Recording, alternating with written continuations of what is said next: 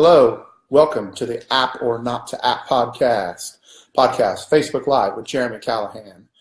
Why apps take so long to build and how to speed up that process. So, don't know if you know or not, but the average app to build somewhere between 6 and 7 months to actually idea to get it to market. So, there's a lot of things that can slow down that process. Talk about those tonight. If you have any ideas for a mobile app ideas, things you want to get started with, give me a call, book a time with me, jeremycallahan.com. If you have the idea and you want to put it in the comments right now, we could chat about it right now, live on Facebook. Hope you're doing well tonight, coming at you every Tuesday night. And so let's just kick it off. So there's a lot of things that actually that I'm going to go over. I don't know how many, maybe there's 5 or 6 tonight, of why apps take so long to build. And this really applies to any organization. It could apply to a giant organization. It could apply to a small business. It could apply to just you yourself. So talk about that. Like, first, one of the main things is, like, everybody, no matter who you are or what you do, you have an IT backlog. So a technical backlog, items you want to get to that you're not able to get to because you have a backlog of items. You just have too many things going on. This could apply to your life, right? You could be like me right now. I'm trying to redo my website, write a book, and build 2 mobile apps at the same time. But I know I can't even work on 1 mobile app until March now because I'm so backed up with the backlog. That's how many projects we have coming in right now. So everybody has a backlog. So how are you going to deal with this backlog? Most of the time, the backlogs that people have are related to really crappy old systems, bad ways of doing things. I have a saying, it's if you're walking down the street and you have a rock in your shoe, how long will you walk with that rock in your shoe? Are you going to stop immediately and take it out? Probably. You're not probably going to go very far, depending on the size of the rock. Yet, in companies, in business, in your business, you got 20 rocks in your shoes, but you're just trucking along trying to get through it. So at what point do you, set your priorities? And now it is 2018, and, like half of the companies that are in the Fortune 500 that 5 years ago, they're not there anymore. And the main reason is mobile. They didn't adapt to mobile. And so everything is turning mobile now. And I'm not just talking about a mobile app, because mobile apps, a lot of people think, well, there's Facebook, there's Instagram, there's all these apps on your phone. But really, how many business processes do you have that require an employee to be in an office in front of a computer? How many of those could you develop an in-house mobile app to solve a problem, to solve a business problem? Perhaps you could get rid of some employees. Perhaps you could get more leads to your business. Perhaps you could reduce other costs that you're just wasting money on. Good cost reduction app is Air Canada. They, the airline, they were going to put TVs in every seat. And they did this, and they were having a big problem with it. The TVs were breaking, and it added a bunch of extra weight to the plane. So what they decided to do is they created a mobile app, and it cut the weight of the planes. They save $100,000 a year per plane. I don't know how many planes they have. They probably have 1,000 planes, so they're probably saving, millions of dollars a year by having a mobile app. And then if people don't have an app, they just have a few tablets on the plane for the people that don't have them. And then on top of that, they don't have to have the flight attendants don't constantly have to be resetting like the televisions, because individual users go down as well.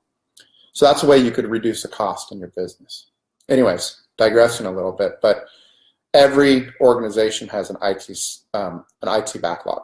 So, you have all these old legacy systems, legacy code. At what point in time are you going to, do it?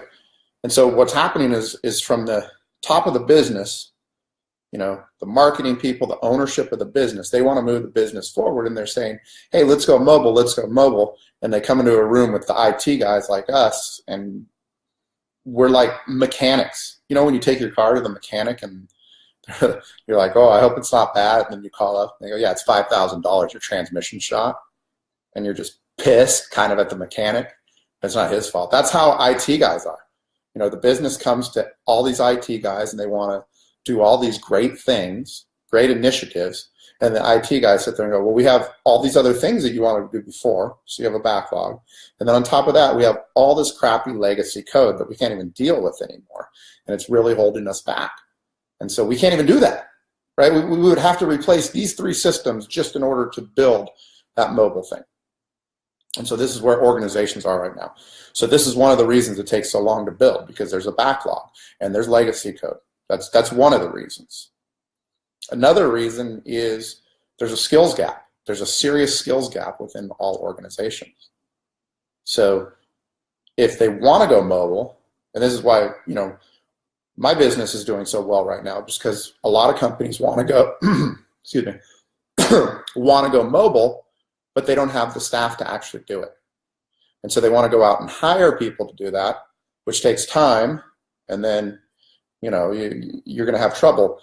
Specifically nowadays, people are having trouble finding Android developers. iOS developers aren't as hard to find. Android developers are very difficult to find, at least in the Bay Area where I'm at, San Francisco.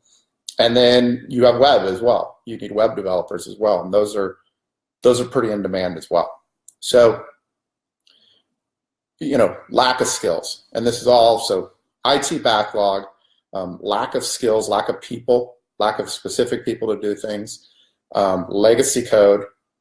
Another one would be like requirements from the business side. Like, people are really going crazy with the things they want to do. And so this is, you know, hey, we want an app and we want it to track our user's location. We want to have push notifications. We want to have a camera so we can take before and after pictures, whatever they are, right? I'm just giving you some random stuff, but soaring requirements.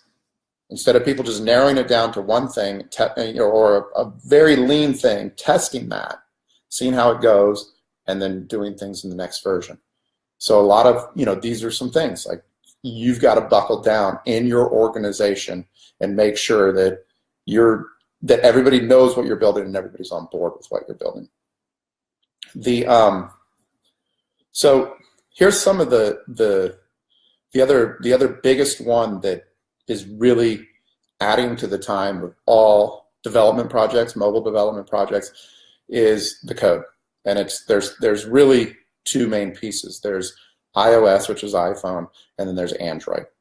So that's Java code. So when you build a mobile app, you got to have 2 sets of developers.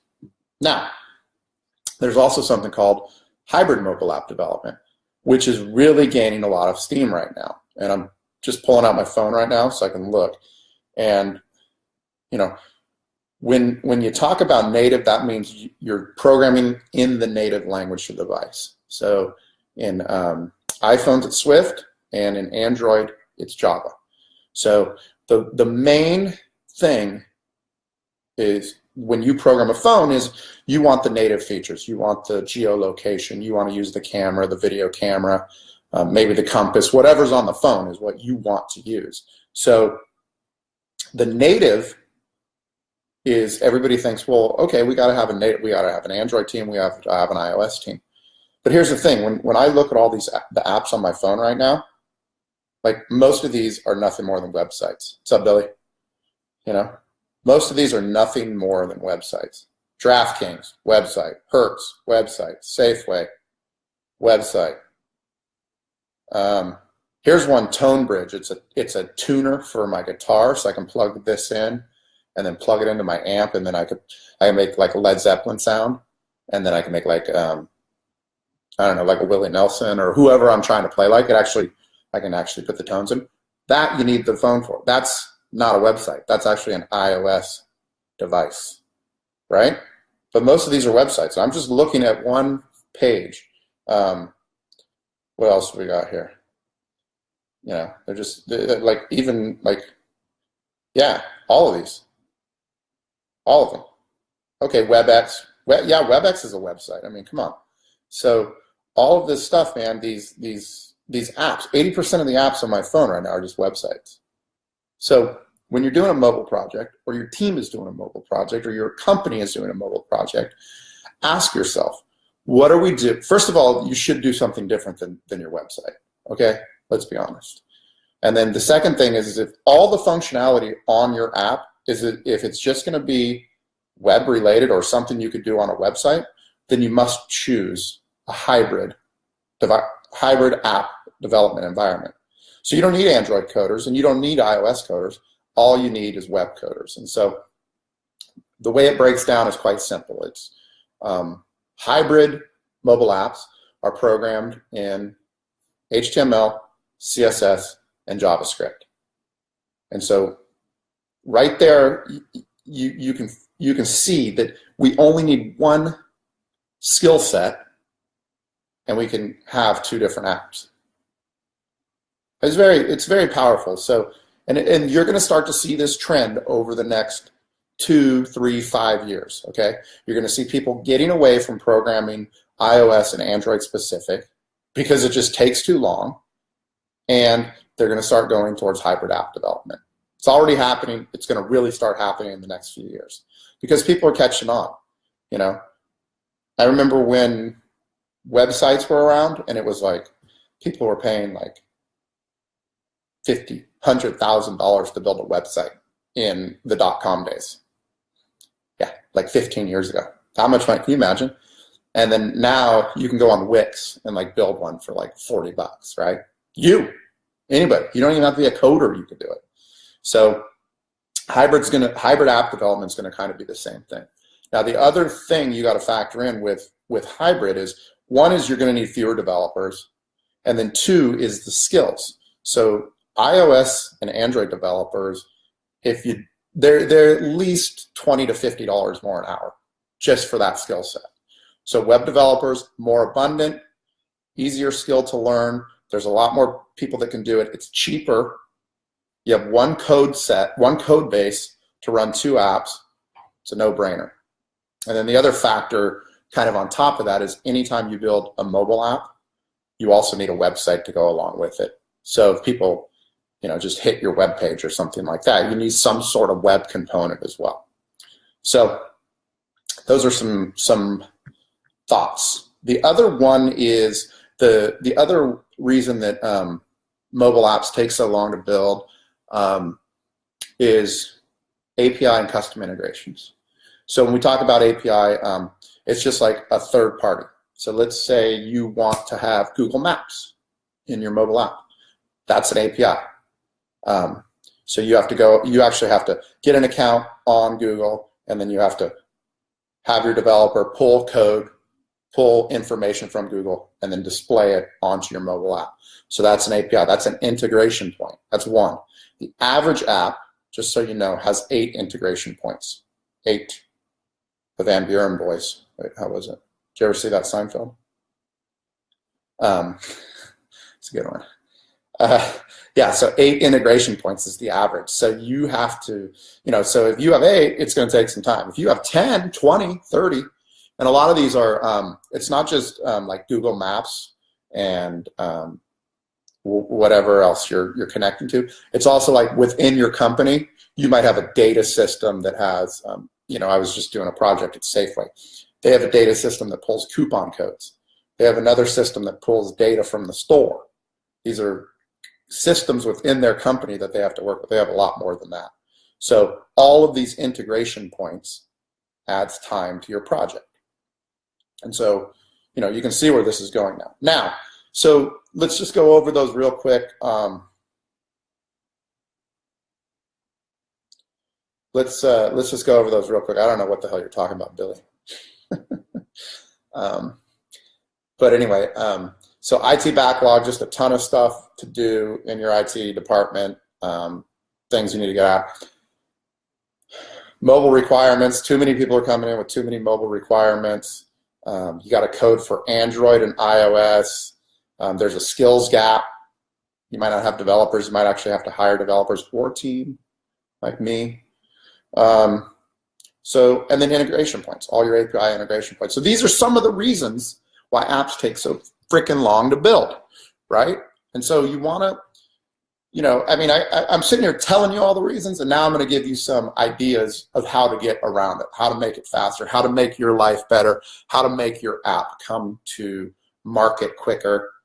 And, the first thing, and it's a new term you're going to start hearing, it's called citizen developers, right? So I know a lot of people watching tonight probably have never, you're probably not a coder, a software engineer like myself, but in a way, you've done some development, So, I mean, it could be low-level stuff. Like, here's a good thing, like citizen developers, okay? So we're going to talk about, like, your employees, just regular people that can do stuff. And the first thing is a prototype. So, who in your organization, or if you're just an individual and you have an idea, can you make a prototype? Yeah.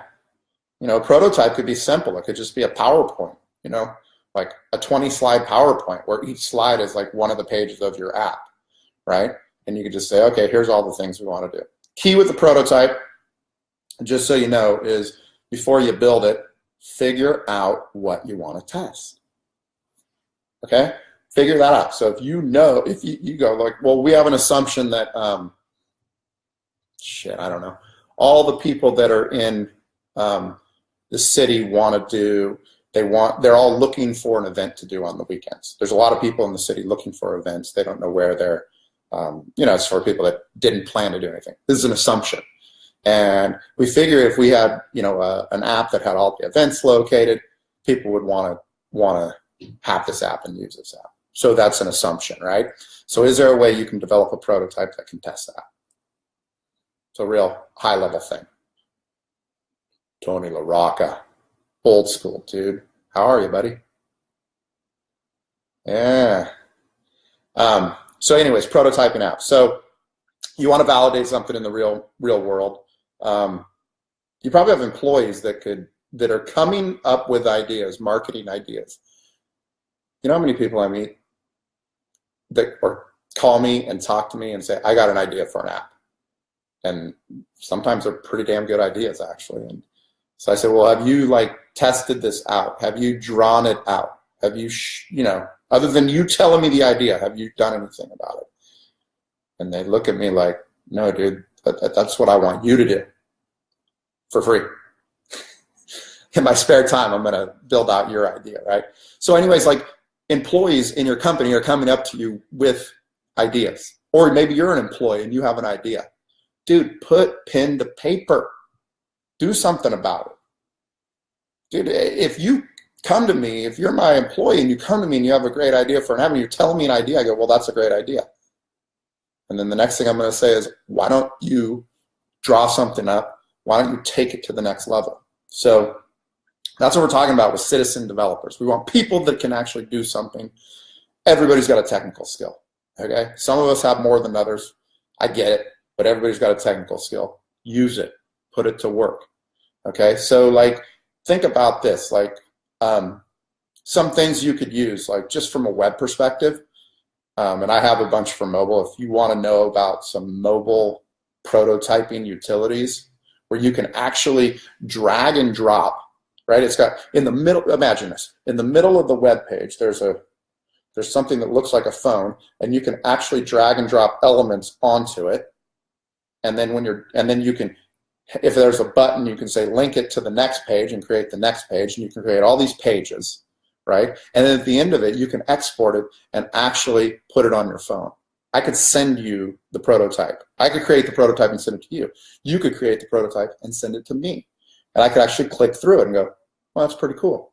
That actually would work. Or that's horrible. Why'd you waste your time, right?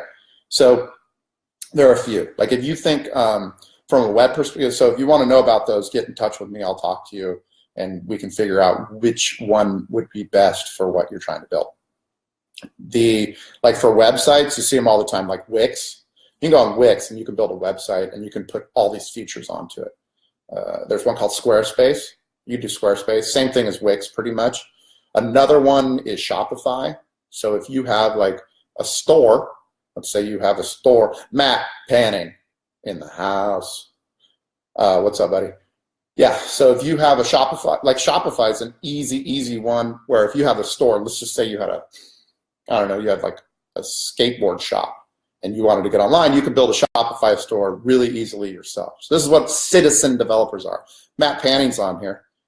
He works at Salesforce. Salesforce has a mobile app platform that you, non-developer, you could build an app on. Or you could build 80% of the app, and then you could get a developer on your team to do the rest of it, right? So this is what we're talking about. Like you got to empower yourself to do more. You got to, if you have employees, right? You have an IT backlog. You have all this extra stuff. You don't have time to do mobile apps. You have a skills gap of people not being able to program mobile apps. So do this. Give this. Like empower your citizens, your employees to do some work for themselves. And good news is they skill up, they learn new skills. Good news is you get a mobile app that may or may not work. These items they're called low code alternatives, right? With Shopify, Ionic Creator is what I use. It's freaking awesome. Glenn, that is true. That is true. I do other videos, for everybody out there listening. Glenn Garnes, great guy, brings up a good point of this would make a great webinar with visuals. Absolutely. I mean, the problem with Facebook Live is like it's a talking head, so you kind of got to be entertaining. I get it. But yes, absolutely. To do a webinar or to do, I do have some videos where I share my screen, and I'm going to start doing more of those as well about prototyping, how you could prototype an app. So anyways, I did digress a little bit, but so anyways, low code alternatives. So anything where, people that aren't full blown coders could actually prototype an app and get something going. One of the reasons that like IT professionals and like people in your organization probably aren't going to like low code alternatives. Probably the biggest ones is, one is there's lack of knowledge as far as like what platforms are out there are good to use. And so, you got to do some research on what's good, what's not good, why we want to use one versus the other. And trust me, your IT people, the people that you hire to do technical work don't want to do that because they got an IT backlog of stuff to do already. Like they want to do research on what a good platform is. You could do it. You don't need to be a programmer or engineer to know what the best ones are. And then the another big one is security concerns. So that's another factor. How your organization has data now, how you're going to transact data, how secure. What if the third party you're using gets hacked or something like that, right? So that's a legitimate concern, absolutely. And then kind of the final one, it is a big one, is being locked into one vendor. So you could find one of these services, you could start coding on it, you could develop an app, you could push out an app, and then realize, or most of the time what would happen is you'd get like 60, 70% of the way done, and you'd realize that they don't support a certain feature that you really needed, like to offer users a 30-day trial for free. It's a problem I'm having right now with Apple, our friends at Apple. The judge and the jury, if they don't like your app and how you're doing it, they shut you down. So I got shut down with one of my apps. So we're working around that right now. But one of the things we found is that we can't offer a 30-day free trial on a one-time purchase product. You can do it on a monthly subscription, but you can't do it on a one-time purchase. So we're kind of screwed. Anyways, just going to wrap up a little bit here tonight. Again, just to go over why mobile apps take so long and how to speed up the process is the topic tonight. Again, IT backlog. Everybody's got a backlog of technology stuff that they can't do. There's a skills gap as far as mobile developers, finding mobile developers, hiring mobile developers, people coming with too many requirements. I think these are all kind of concerns. These are like web concerns as well. Website concerns back in the web days. Legacy code, having iOS and Android developers, two sets of developers basically to do the same thing. And then integration points. Anytime you're going to a third-party service, an integration point. So those are the big ones. And then the quickest ways around them are prototyping for particular ideas, and then any low-code platforms that you could possibly use to do that. Anyways, hope you enjoyed the Facebook Live tonight. If you have any comments, questions, put them in there. If you want to share it, I would appreciate that. I appreciate the people that joined tonight. And if you have any questions, get in touch with me, jeremycallahan.com. I'm really easy to find online. Have a good night, everybody.